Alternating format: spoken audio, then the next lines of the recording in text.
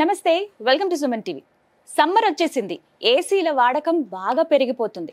అయితే మనలో చాలా మందికి ఏసీని అసలు ఎలా వాడాలో తెలియదండి. ఇది మాత్రం నిజం. ఎందుకు అనంటే మెయింటెనెన్స్ సరిగ్గా రాకో, ఏసీ పాడైపోతూ ఉంటుంది, సరిగ్గా రూమ్ కూల్ అవ్వలేదని ఇలా ఎప్పటికప్పుడు టెక్నీషియన్లు పిలుస్తుంటాం. మళ్ళీ ఏదో ఒక ప్రాబ్లం. అంటే కొద్దిగైనా మనకు ఆ ఏసీ పట్ల అవగాహన ఉండాల్సిందే. ఇంకొకటి ఏంటంటే ఏసీ వాడితే కరెంటు బిల్లు బాగా వచ్చేస్తుంది అని అంటారు.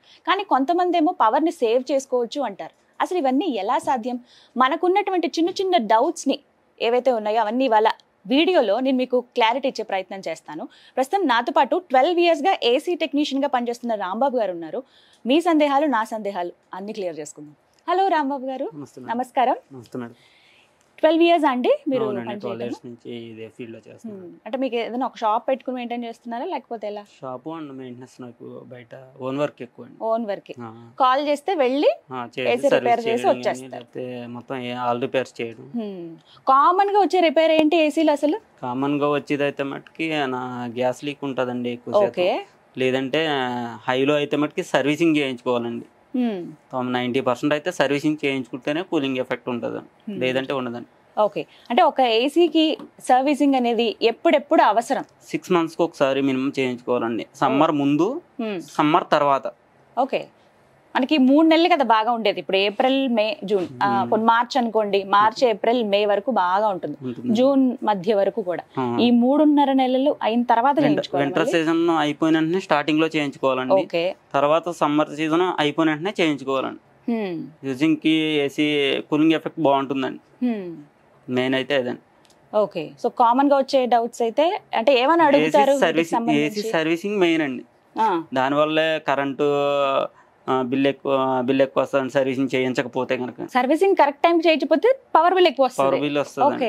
డస్ట్ పట్టేసి గ్యాస్ సర్క్యులేషన్ ఒక కూలింగ్ ఎఫెక్ట్ తక్కువ అయ్యి అలాగ వస్తుందండి. దానివల్ల బిల్ ఎక్కువ వస్తుంది. అంటే కామన్ గా మనం చూసేది 2000 పైనే వస్తుంది. ఎవరైనా ఇంట్లో ఏసీ ఉంటే 2000 పైన మనం చూస్తాం. బట్ అది కూడా తగ్గించుకోవచ్చా? తగ్గించుకోవచ్చు అండి. సర్వీసింగ్ చేయించుకుంటే సర్వీసింగ్ మెయింటెనెన్స్ బాగుంటే కనుక కరెంట్ బిల్ తగ్గుతుంది. సాధారణంగా టన్స్ లో మనం చూస్తాం కదా ఏసీస్, ఎలా ఉంటాయి? 10/10 అయితే 1 ton వేసుకోవచ్చు. 1 ton అండి.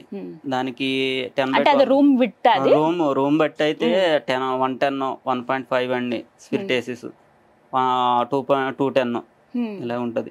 సెంట్రల్ ఏసీస్ వచ్చేసరికి టన్నేజ్ మారుతుందండి. Split, tower, window, cassette ACs 4 ఉంటాయండి. ఇందులో డౌట్ ఏంటంటే స్ప్లిట్ ఏసీ బెటరా, టవర్ ఏసీస్ బెటరా? ఇప్పుడు ఫర్ ఎగ్జాంపుల్ ఒక ఇంట్లోనండి మనకి హౌస్ కి వచ్చేసరికి విత్ బట్టి tower AC, split AC better అండి. కమర్షియల్ హాల్స్ కానీ వాటిలోకి అయితే మటుకి ఫంక్షన్ హాల్స్ కానీ టవర్ ఏసీ బెటర్ అండి. టవర్, క్యాసెట్ ఏసీ అండి. ఇప్పుడు పెద్ద హాల్ ఉందనుకోండి, కమర్షియల్ ప్లేస్, ఇప్పుడు మీరు అన్నారు ఒక ఫంక్షన్ హాల్ ఏదో అని, అక్కడ ఏవి బెటర్ అండి చాయిస్? ఫంక్షన్ హాల్ కి అయితే కనుక క్యాసెట్ ఏసీ బెటర్ అండి. స్క్వేర్ టైప్ వస్తుంది. అంటే ఎలా ఉంటుంది? 4 పలుకులు కూడా వస్తుంది అండి. స్క్వేర్ టైప్ 4 వైపులా ఎయిర్ వస్తుంది అండి. అదైతే టవర్ ఏసీ అయితే మట్టుకి 1 side వస్తుందండి. ఓన్లీ టవర్ అంటే పెట్టిదండి, నిలబెట్టింది. అవును. అదైతే మటుకి అదైనా ఇదైనా సరే కూలింగ్ ఎఫెక్ట్ టన్నేజ్ బట్టే ఉంటుందండి. అది కూడా అంటే ఆ రూమ్ ఎంత ఉంది అనే దాన్ని బట్టి ఉంటుంది అంతే. కూలింగ్ ఎఫెక్ట్ ఏసీ అనేసరికి ఎక్కడైనా ఒకటే, ఏదైనా ఒకటే. ఓకే, అంతే చల్లగా అంతే వస్తుందండి. ఓకే, ఎక్కడైనా సరే ఇంకా అందులో మార్పులు ఉండవండి ఏసీ కూలింగ్ బట్టి. ఓకే, ఇంట్లో మనం నార్మల్ ఏసీ, టవర్ ఏసీ వాడుకుంటే యూజ్ ఉండదంట? యూజింగ్ ఉండదండి, టన్నేజ్ బట్టి ఉంటుందండి. మనకి రూమ్ కెపాసిటీ బట్టి మెయిన్ అండి ఉంటుంది. స్ప్లిట్ ఏసీ అనేసరికి పైన వాల్ మీద వస్తుంది కాబట్టి దానికి బెటర్ గా స్ప్లిట్ ఏసీ సజెషన్ అండి. టవర్ ఏసీ అనేసరికి హాల్స్ లోని, ఫంక్షన్ హాల్స్ లోని అక్కడ ఒక సైడ్ పెట్టడానికి యూజ్ చేస్తారు. రైట్. అండ్ ఇప్పుడు కామన్ గా చూద్దాము. అంటే ఇప్పుడు ఫర్ ఎగ్జాంపుల్ ఇది ఎందుకు ఉంచాలంటే తెలుస్తుంది ఒక చిన్న డౌట్స్ అవి అడగటానికి. ఒక్కోసారి ఏంటంటే మనం ఏసీ ఆన్ చేసిన తర్వాత ఇలా తుప్పర్ల లాగా వాటర్ ఇలా పడుతూ ఉంటుందండి, ఇక్కడ నుంచి ఇలా వచ్చేస్తూ ఉంటుంది. రీజన్ ఏంటి అసలు? ఓకే, డస్ట్ పట్టేసి ఎయిర్ బ్లాక్ అయిపోయినా సరే కాయిల్ లోంచి వాటర్ లీక్ అయ్యి బ్లోయర్ దగ్గర నుంచి వస్తుందండి వాటర్. అది ఇంకోటి ఏంటంటే డ్రైన్ పట్టి ఉంటది. డ్రైన్ పట్టి బ్లాక్ అయినా సరే అందులోంచి వాటర్ లీక్ అయ్యి బ్లోయర్ నుంచి వస్తుందండి. దానికి ఏం ప్రాబ్లం ఉండదు, ప్రాబ్లమ్స్ ఏమి ఉండవండి. అది ఎక్కువ వాటర్ లీక్ అవుతే మట్టుకు సర్వీసింగ్ చేయించుకోవాలండి. లేదంటే అది బోర్డులోకి వెళ్ళి ఎఫెక్ట్ అయ్యే ప్రాబ్లం ఉందండి.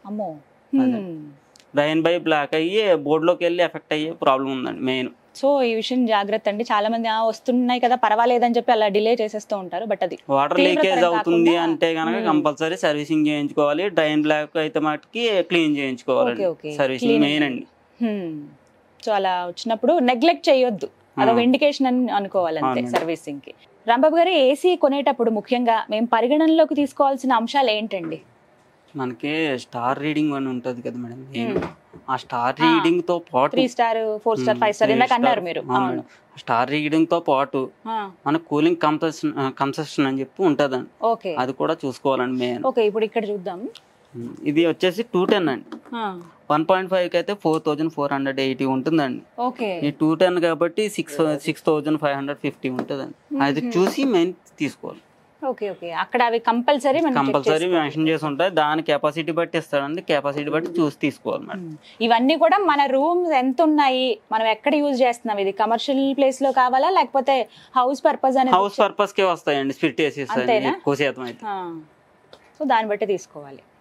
ఇప్పుడు ఆఫీసెస్ లో చిన్న చిన్న క్యాబిన్స్ ఉంటాయి కదా, అక్కడ మనకి స్ప్లిట్ ఏసీనే కదా పెడతారు. స్ప్లిట్ ఏసీ అనండి, అది 1.5 వస్తాయండి ఎక్కువ శాతం. ఓకే, 4 ఇక్కడ స్టార్ రీడింగ్ తో పాటు 4480 పైబడి ఉన్నది తీసుకోవాలి madam. Cooling capacity. Okay, okay, అది కంపల్సరీ దృష్టిలో పెట్టుకోవాలి. దృష్టిలో పెట్టుకుని దాన్ని బట్టి అయితే మట్టి 4500 పైబడి మనకి కూలింగ్ కెపాసిటీ ఉన్నవి మాత్రమే మనం సెలెక్ట్ చేసుకోవాలంటండి.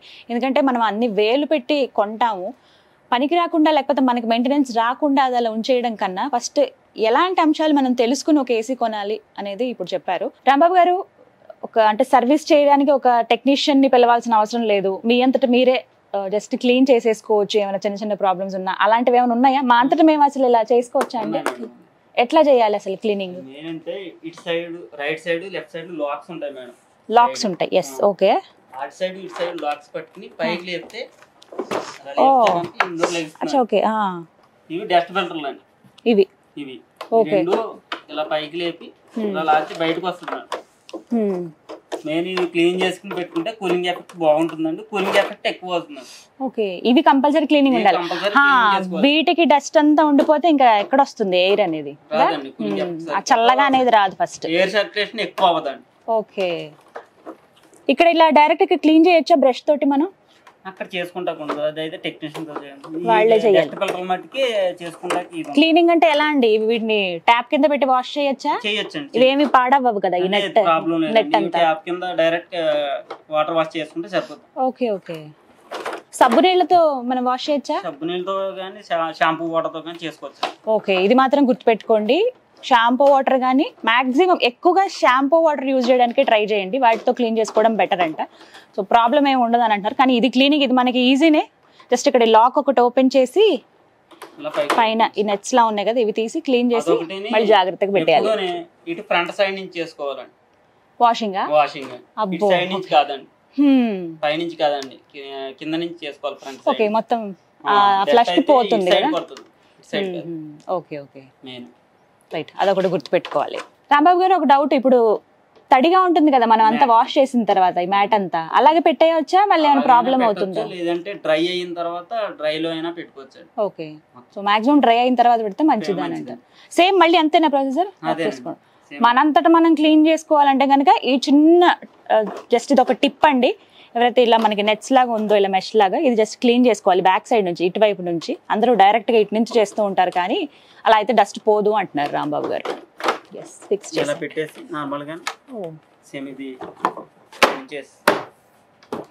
ఓకే, అంతే. నార్మల్ గా తోడటం ఇవన్నీ అయితే క్లీన్ పైన ఉంటాయి కాబట్టి క్లాత్ తో తడిబడితో తుడుచుకోవచ్చండి. ఇదైతే ప్యానల్ అయితే ఓకే. సో పైన ప్యానెల్ మాత్రం మనం నార్మల్ గా ఎలా అయితే ఫ్రిడ్జ్ ఇవన్నీ క్లీన్ చేసుకుంటామో, వాషింగ్ మిషన్స్ అవి క్లీన్ చేస్తాం కదా, అలా క్లీన్ చేసేసుకోవచ్చు. రైట్. ఇంకా కామన్ గా తీసుకోవాల్సిన జాగ్రత్తలు చెప్పండి. ఇప్పుడు మా ఇంట్లో ఏసీ ఉందండి, నేను ఎలాంటి కేర్ తీసుకోవాలో నాకు చెప్పండి. ఓకే, ఇప్పుడు మెయిన్ ఏసీ ఉంది అంటే కనుక 90% అయితే సర్వీసింగ్ మెయిన్ అండి. సర్వీసింగ్ చేయించుకోవాల్సిందే. 6 నెలలకు ఒకసారి. రైట్. ఇంకా గ్యాస్ లో ఉంటే కనుక చెక్ చేయించుకోవాల్సింది. అది ఎలా తెలుస్తుంది గ్యాస్? అది మనకి గేజెస్ చూపిస్తామండి. R22, 32, 410 అని చెప్పి గ్యాస్ 3 టైప్స్ ఉంటాయండి. అందులో కూడా గ్యాస్ వేరియేషన్ బట్టి దాన్ని ప్రెజర్ రీడింగ్ కూడా మారుతూ ఉంటుంది. అది లోలో ఉన్నప్పుడే మీకు ఏసీ చల్లదనం తగ్గుతుంది కానీ లేదంటే కనుక కూలింగ్ రాకపోవడం కానీ జరుగుతుంది. ఓకే. ఇంకోటి ఏంటంటే నాన్ ఇన్వర్టర్లో అయితే మట్టుకి కంప్రెసర్ ఇష్యూ ఎక్కువ వస్తూ ఉంటాయండి.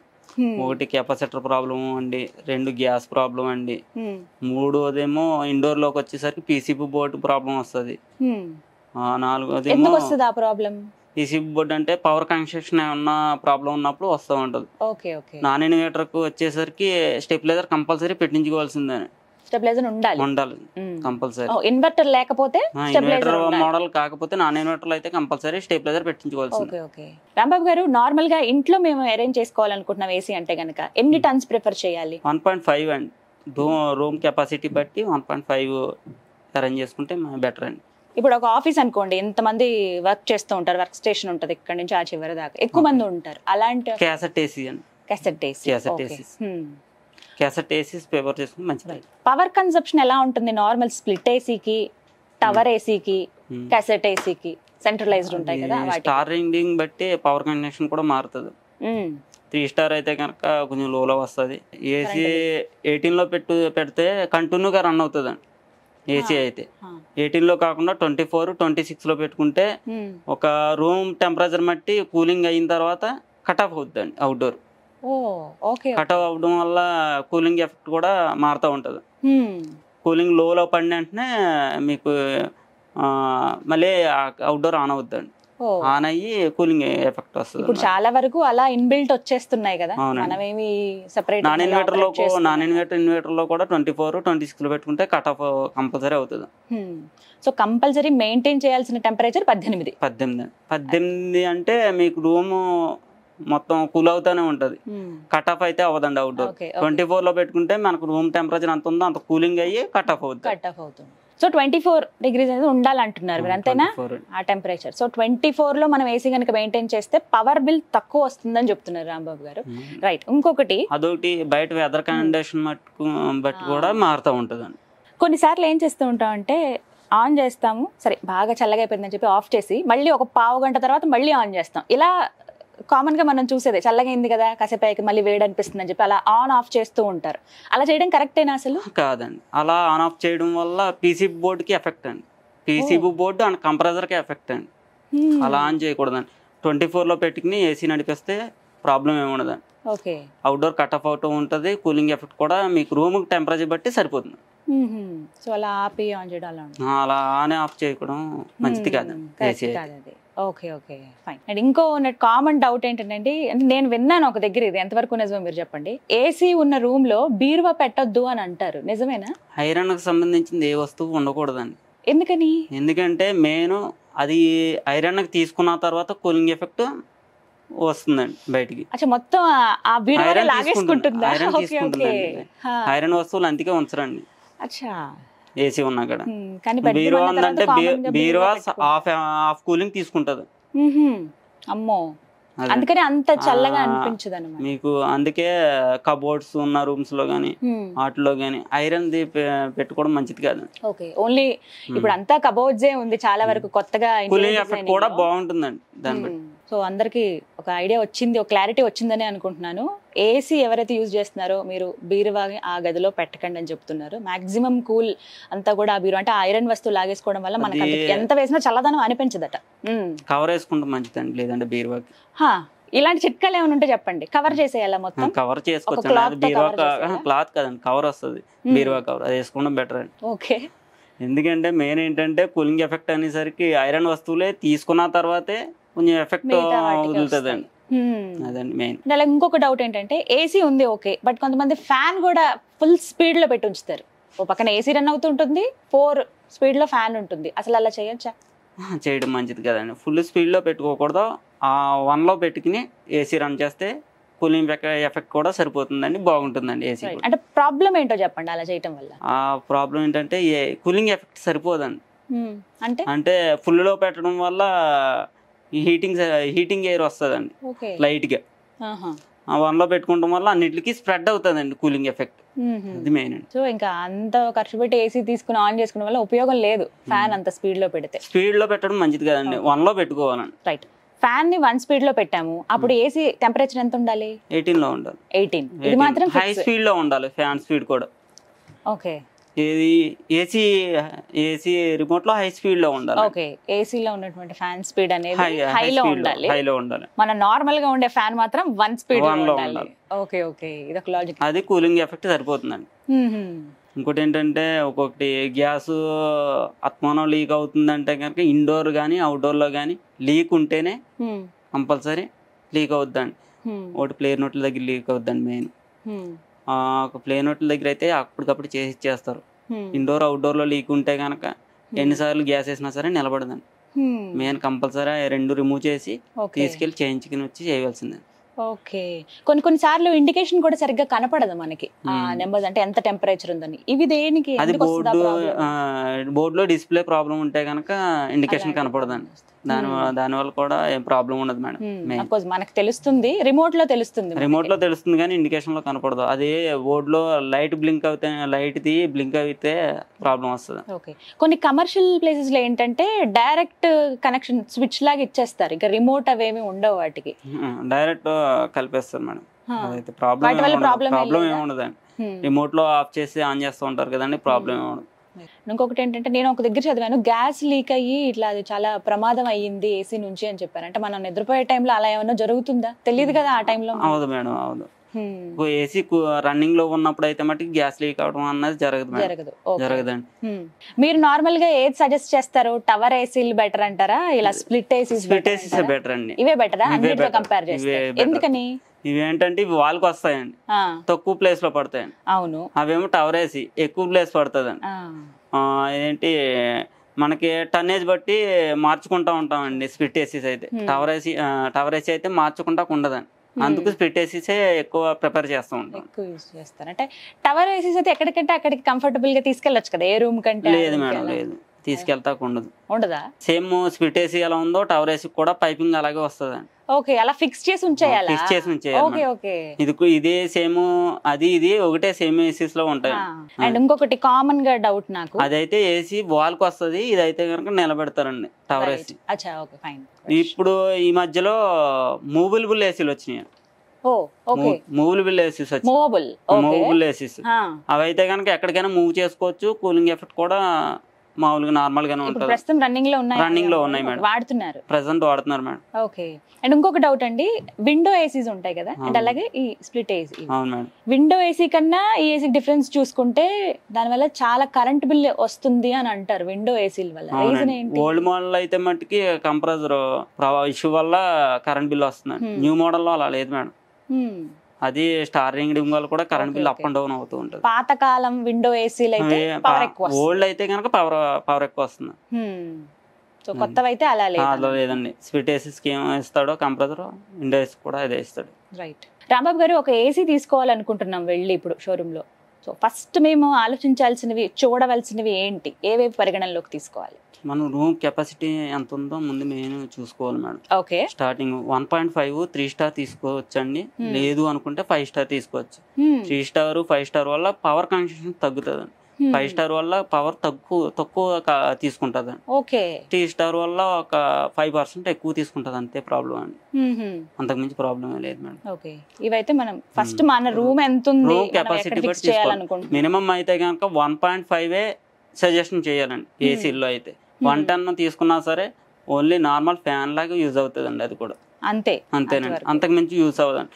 ఉండే కొద్ది ప్రాబ్లమ్స్ కూడా 110 ఎక్కువ వస్తుంది, 1.5 లోలో వస్తుంది. ఈ 12 years లో మీకు ఏదన్నా ఒక ఎక్స్పీరియన్స్ ఉందా ఈ ఏసీ రిపేరింగ్ లో? అమ్మో ఇంత దారుణంగా ఉంది ఏంటన్నా? దారుణంగా అంటే చాలా తగిలినాయి మేడం. అంటే ఎలాంటివి? గ్యాస్ లీక్ కూడా, అదేంటి క్యాపిలరీ బ్లాక్ అవడం, లేదంటే కెపాసిటర్ దగ్గర ప్రాబ్లమ్స్ ఉండడం, వైరింగ్ కాలిపోవడం, ఇవన్నీ చాలా. మీకు ఏం జరగలేదు కదా? మాకైతే ఏం జరగలేదు, కానీ ఇవన్నీ చాలా ఫేస్ చేసి వచ్చామండి నేను ఎక్స్పీరియన్స్ బట్టి. అప్పటి నుంచి ఇంక ఇదే. మీరేం జస్ట్ కాల్ చేస్తే వెళ్ళి రిపేర్ చేసి ఏ ఏరియాస్ కి వెళ్తారు? ఏ ఏరియా అయినా హైదరాబాద్ వెళ్ళి చేసి ఎక్కడైనా సరే వెళ్తారా? ఓకే. 2 నిమిషాల్లో ఉంటారా? 2 నిమిషాలు అంటే కష్టం మేడం. టైం ఇస్తాం. ఈ రోజు అవ్వకపోతే రేపండి. రిపేర్ అంటే రోజుల తరబడి పట్టేది ఏమన్నా ఉందా ఇందులో? ఉంటది మేడం. ఏంటిది? ఒకటి కాయిల్ రిపేర్ ఒకటి వచ్చేసరికి 1 డే గానీ 3 డే 1 days నుంచి 3 days పట్టొచ్చు, లేకపోతే 5 days పట్టొచ్చు అండి. 5 రోజులు పడుతుంది. 5 రోజులు పడుతుందండి. ఒకటి బోర్డు ప్రాబ్లం ఉన్నా సరే 1 day నుంచి 5 days కూడా తీసుకుంటామండి టైం అండి. Thank you so much Rambabu గారు. సో చూసారు కదండి, ఏసీ వాడేవాళ్ళు ఖచ్చితంగా ఇప్పుడు మేము ఈ వీడియోలో చెప్పినటువంటి టిప్స్ డెఫినెట్గా ఫాలో అవ్వండి. ఎందుకంటే చిన్న చిన్నవేవి ఈజీగా ఎలా మనం మెయింటైన్ చేసుకోవచ్చు. ఈ క్లీనింగ్ అన్నీ కూడా అంటే టెక్నీషియన్ని పిలిచి జస్ట్ ఈ క్లీనింగ్కి వాళ్ళని పిలిచి మనం వెయిట్ చేయాల్సిన అవసరం లేదు, మనంతట మనమే క్లీన్ చేసుకోవచ్చు. సర్వీసింగ్ మాత్రం ఎవ్రీ 6 monthsకి చేయించుకోవాలంటే సమ్మర్ వస్తుంది అనగా ముందుగానే మనం సర్వీస్ చేసి పెట్టుకోవాలి. ఆ తర్వాత మళ్ళీ సమ్మర్ అయిపోయిన తర్వాత ఈ విధంగా చేస్తే కొంచెం ఎక్కువ రోజులు లాంగ్ లాస్ట్ ఉంటుందన్నమాట. అలాగే మనం ఏసీ రన్ చేసేటప్పుడు ఫ్యాన్ హై స్పీడ్లో పెట్టొద్దు, జస్ట్ స్పీడ్ 1లో పెట్టుకుంటే చాలు అని చెప్తున్నారు. అప్పుడు మనం ఆ కూలింగ్ ఎఫెక్ట్ని ఎంజాయ్ చేయగలుగుతాం. అలాగే ఏసీ ఉన్న రూమ్లో ఐరన్ వస్తువులు ఉంచడం దాదాపుగా మానేయండి. ఐరన్ వస్తువులు ఏవి ఆ రూమ్స్లో ఉంచకుండా ఉంటే మంచిది. అండ్ అలాగే దీంతో పాటుగా అంటే మనం ఏ పర్పస్లో తీసుకుంటున్నాం, ఇంట్లో కావాలనుకుంటున్నావా లేకపోతే ఆఫీస్ పర్పస్లోనా అంటే కమర్షియల్ స్పేసెస్లో అనేది మనం ఒక్కసారి ఏసీ కొనడానికి వెళ్లే ముందే మన రూమ్ విడ్త్ లెంత్ ఎంత ఉన్నాయి అనేది వాళ్ళకి చెప్తే దాన్ని బట్టి వాళ్ళు ఎక్స్ప్లెయిన్ చేస్తారు ఏవి తీసుకుంటే బెటర్ అని చెప్తారు. ఈ స్టార్స్ విషయంలో మీరు పడి మిగతావన్నీ కరెక్ట్గా అంచనా వేసుకోకుండా చూడకుండా మాత్రం మోసపోవద్దు. ఇవన్నీ పరిగణనలో తీసుకుని మీరు కనుక ఏసీ తీసుకుని మెయింటైన్ చేయగలిగితే హ్యాపీగా ఈ సమ్మర్లో చిల్ అయిపోవచ్చు. మీకు ఒక అవగాహన కల్పించారని భావిస్తున్నాను. మరో యూస్ఫుల్ అండ్ ఇన్ఫర్మేటివ్ వీడియోతో మళ్ళీ మీ ముందుకు వస్తాను. This is Geetanjali signing off. నమస్తే.